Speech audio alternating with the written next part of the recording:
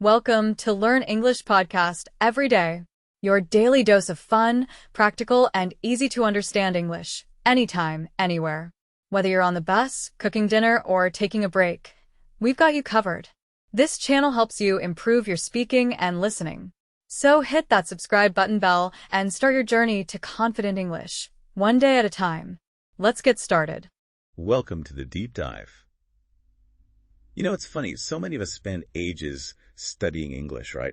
We learn the grammar rules, memorize vocabulary lists. Absolutely. Years sometimes. But then when it actually comes time to speak, to have a natural conversation, Yeah. it just feels, really challenging. Still feels like a huge hurdle. It really does. It's a super common experience. And that's exactly what we want to get into today. Yeah. Our mission really is to dig out some powerful, practical ways for you to start speaking English more effectively. Yeah, practical stuff you can actually use starting right now. Exactly. Doesn't matter what your level is or what resources you have. We're focusing on techniques you can actually weave into your everyday life, things that make a real difference. It's a definite sticking point for lots of learners. You can often understand quite a bit, maybe read well, even write okay. Right. But actually speaking, that feels like a whole different ballgame. It's about turning that passive knowledge into an active skill, you know? Totally. And it fundamentally is a different skill, isn't it? I always think it's like reading books about swimming versus actually jumping in the pool. That's a great analogy. You can know all the theory, but you only really learn by doing it. And let's face it, in today's world, speaking English confidently isn't just nice to have. Oh, it's crucial. Yeah, it opens so many doors for travel, for work, for studying, connecting with people online, even just understanding social media better. And looking at the bigger picture, good spoken English really does open up opportunities worldwide. Think about international work, further study, just building real connections with people everywhere. It expands your world. For sure. And beyond all those practical things, there's just a massive confidence boost, isn't there? Yeah. Being able to actually say what you mean and how people understand you. Definitely. That feeling of being understood is powerful. It really changes how you interact with everything.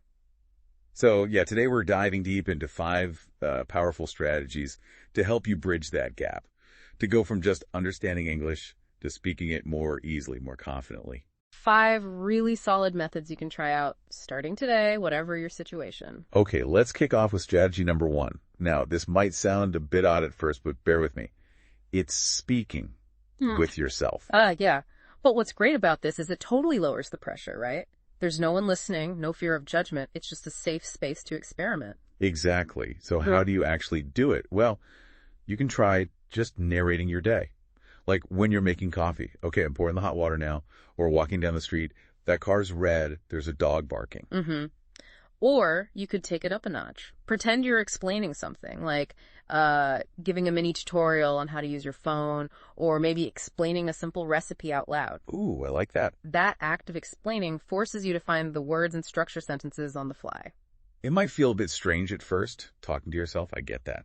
But consistency is everything here. The more you do it, the more natural it feels to form sentences spontaneously. Start simple. Just describe things. Then maybe move on to talking about your day or even just voicing your thoughts in English. And the big thing is, don't worry about mistakes. This is your private practice time. Mistakes are fine. They're actually helpful. Totally. Okay. The goal isn't perfection. It's just getting your brain and mouth working together to produce English without that audience pressure. Yeah, You might even notice where you're missing vocabulary. precisely. You stumble, think, oh, what's the English word for that? Yeah. And boom, you know what you need to look up. Yeah. Okay, so that leads nicely into method 2, learning by example, by imitating native speakers, sometimes called shadowing. Ah, yes, shadowing. This is fantastic for really nailing down your pronunciation and getting that natural rhythm and flow. It's like learning the music of the language. So what exactly is shadowing? It's pretty straightforward, actually. You listen to a native speaker, maybe from a movie, a podcast, TV, YouTube, whatever, and you repeat what they say almost immediately after them, trying to copy them as closely as you can, word for word. Yeah, the key is the imitation. You're not just repeating words, you're trying to capture their pronunciation, the ups and downs of their voice, the intonation, the pauses, how they link words. And the payoff is huge, right? You start to pick up on all those little pronunciation details that maybe aren't explicitly taught. You develop an ear for how English naturally sounds. And there's so much material you can use. Pick a short scene from a movie with clear dialogue. Try echoing the lines. Or listen to a bit of a podcast. pause, and repeat, really focusing on the flow. And definitely pay attention to that intonation, the melody of the language. It carries so much meaning. Shadowing helps you absorb those patterns almost without thinking. Plus, it's kind of a fun way to learn from people who already sound fluent and confident. It turns passive listening into active practice, really builds that muscle memory for speaking. Okay, moving on to method number 3, which is all about real interaction.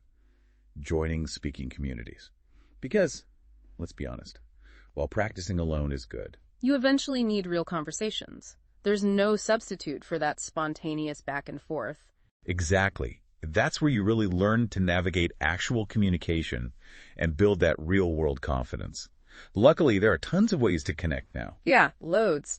Things like language exchange apps, Tandem, HelloTalk are great. They connect you with people learning your language. You can help with your English. You can do video calls, voice calls. Good shout. Mm-hmm. And beyond apps, look for online groups, like on Facebook or Meetup, or even in-person groups. Lots of cities have free, informal meetups just for language practice. Check local libraries or community centers, too. Sometimes they host conversation groups. Now, I know putting yourself out there can feel a bit scary, especially if you're shy about your English, but you gotta remember, everyone in these groups is there to learn. Exactly. It's usually a really supportive vibe. People want to practice with you. They're in the same boat. And making mistakes in that kind of safe space, that's just part of getting better. It's how you test things out in a low-stakes way and get used to just talking. You get feedback just from the flow of conversation. Plus, talking to different people exposes you to various accents and styles, which is super important. Yeah, helps you understand English as it's really spoken all over the world, not just one perfect version. Broadens your listening skills, too. All right, method number 4. This one might also feel a bit awkward at first, but it's incredibly insightful. Recording yourself speaking English and listening back. Yes. The cringe factor can be high initially, but it offers such valuable objective feedback. Stuff you just can't catch while you're talking. I know, hearing your own voice can be weird. But honestly, it's one of the best ways to pinpoint exactly what you need to work on. Record yourself reading something short or just talking for a minute. A monologue, maybe? Yeah.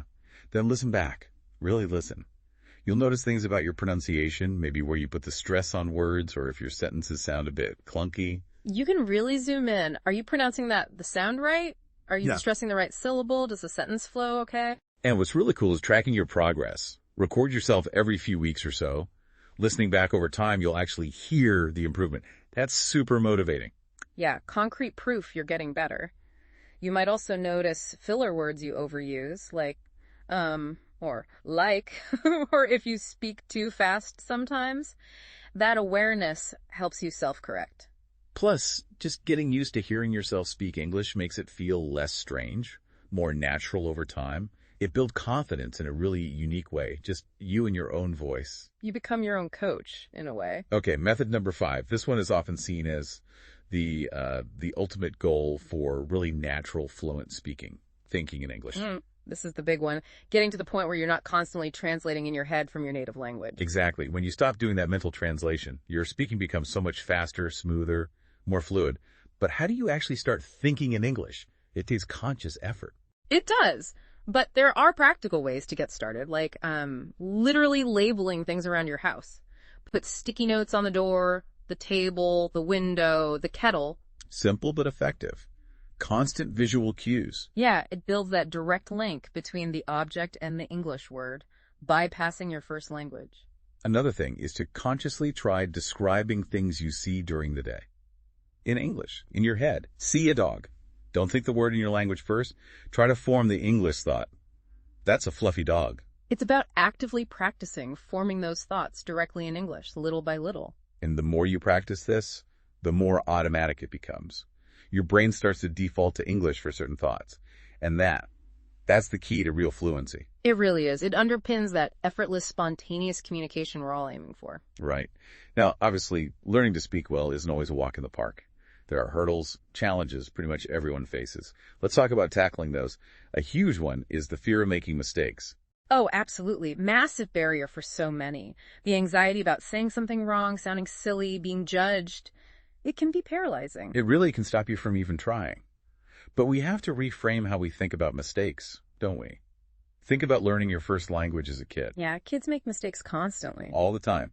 Wrong words, weird grammar, But that's just how you learn. Mistakes aren't failures in language learning. They're actually essential data points. They show you what you need to work on. Instead of being embarrassed, try to see them as like little signposts pointing you in the right direction. Don't let that fear silence you. So true. Okay, another common one. I just don't have time to practice. Life gets busy. Totally understandable. Work, family, everything else. Finding big chunks of time feels impossible sometimes. But the trick is small, integrated practice. Exactly. Look for those little moments. Talk to yourself in English while cooking, doing chores, on your commute. Even 10 or 15 minutes a day adds up massively over time. Consistency beats intensity here. Short, regular bursts are often way better for learning than one long, infrequent session. Okay, what about feeling like you have no one to practice with? That's another biggie. Yeah, finding conversation partners can be tough depending on where you live. But remember the methods we talked about. Talking to yourself is practice. Shadowing is practice. Right, and those online communities, language exchange apps, forums. Be creative. Find online groups related to your hobbies that use English. Comment on English social media posts. Even just short interactions count. It all builds experience. Every little bit helps chip away at the challenge. Then there's just plain lack of confidence, feeling nervous, self-conscious. Very normal. Putting yourself out there feels vulnerable, but confidence isn't something you just have from the start. It grows through practice. The more you actually speak, the more comfortable you get, the less you worry about errors. It's a cycle. More practice, more confidence leads to more practice. You just have to take that first step and then the next. Build it bit by bit. Small steps, manageable challenges. And finally, let's touch on motivation. It's hard to stay consistent sometimes, especially if you don't feel like you're improving fast enough. Language learning is a marathon, not a sprint. There will be plateaus, moments where you feel stuck or discouraged. It happens to everyone. So what do you do then? Remember why you started. Was it for a job? For travel? Just for yourself? Keep that goal in mind. It's your fuel. Good point. Keep the why visible. And please, try not to compare yourself to others. Everyone learns differently, at their own pace. Focus on your own journey. Celebrate your small wins. Yeah. Did you understand a tricky phrase? Use a new word correctly. Hold a short conversation. Acknowledge that progress. Those little victories matter. So yeah, these challenges are real, but they are definitely manageable with the right strategies and mindset. It's about being resilient, keeping going, and believing you can improve. Absolutely. It takes time, but it's achievable. So just to quickly recap the 5 big methods we explored. First, speaking with yourself. Second, imitating native speakers. That's shadowing. Third, joining speaking communities, online or offline. Fourth, recording and listening to yourself speak. And fifth, consciously working on thinking directly in English. And the big takeaway message. Progress takes time. Be patient with yourself. Celebrate those small wins along the way. And stay consistent. Even a little bit of practice each day makes a huge difference in the long run. Yeah, definitely. And don't be afraid to push yourself just a little bit. Speak in the mirror, hit that record button. Maybe try a quick chat with someone if the chance comes up. And remember, say it with me. Mistakes are good. They're learning opportunities.